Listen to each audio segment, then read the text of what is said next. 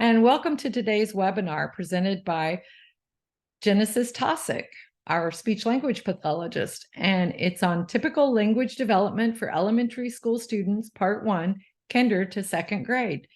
So welcome everybody, and Génesis, it's over to you.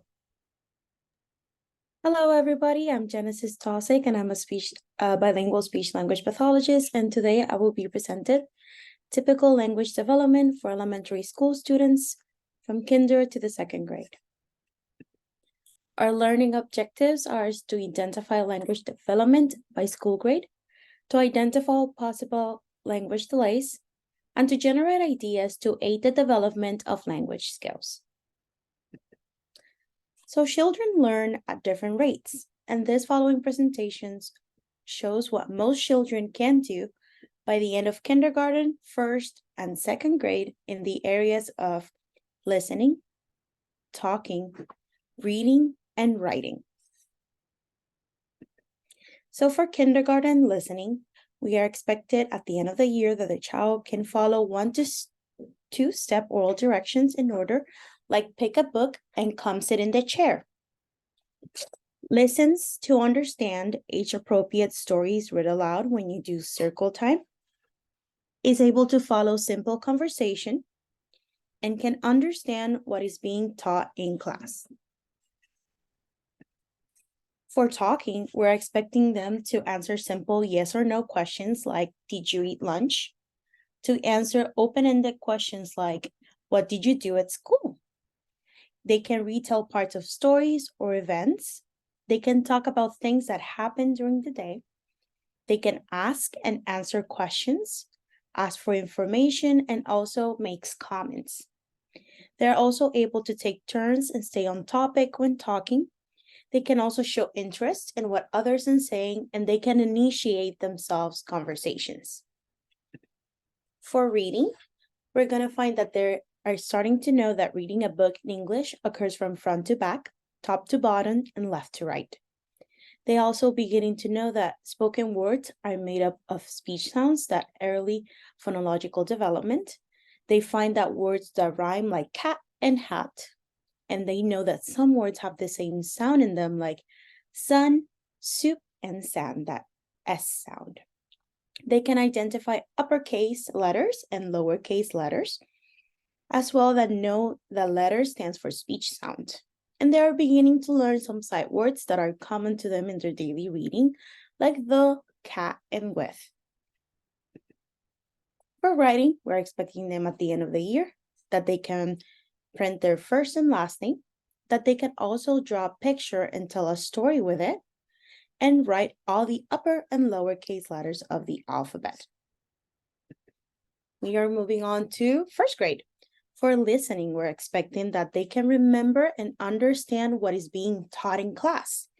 And now we're moving on to following 2 to 3 steps in order, like get a piece of paper, find your pencil, and write your name. For talking, they can start to answer harder yes or no questions.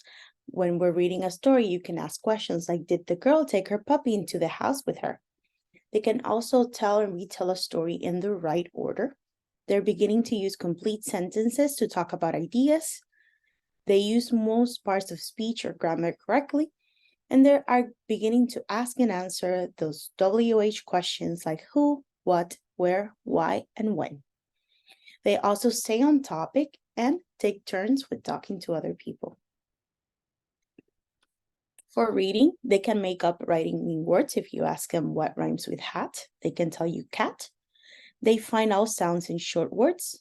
They blend separate sounds to form words when reading. They match the spoken words to the written words. They identify letter, words, and sentences. They can sound out words when they're reading, and they're able to recognize about 100 common words. They also show understanding of what they are reading. For writing, they can start to write clearly. They spell commonly used words correctly. They begin each sentence with a capital letter and end them with a period, question mark, or exclamation point.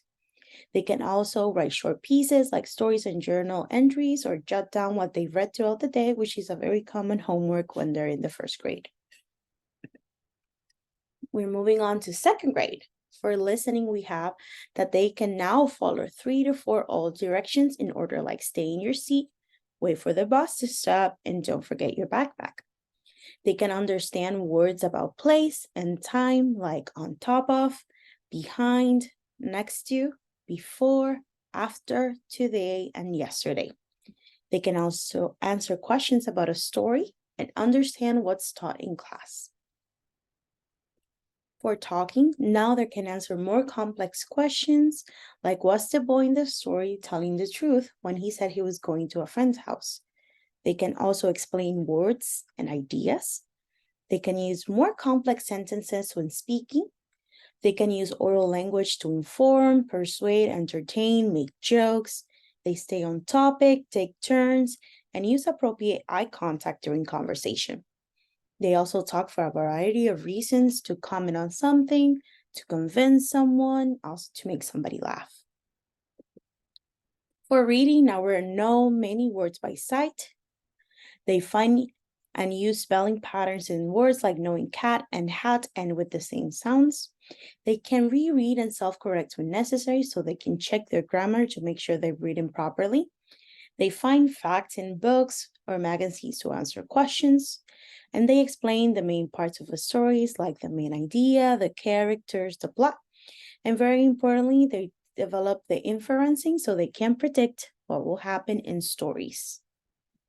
For writing, we're expecting that they write neatly, that they use many types of sentences in journals, poetries, and short stories, that they use capital letters and basic punctuation like commas, periods, and question and exclamation marks.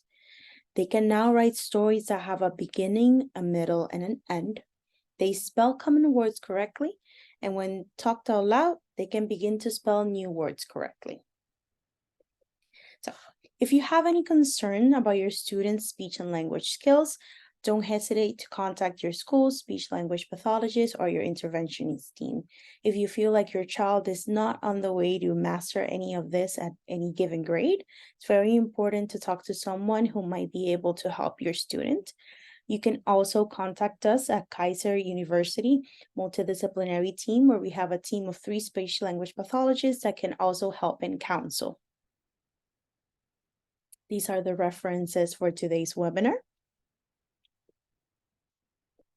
Do we have any questions today?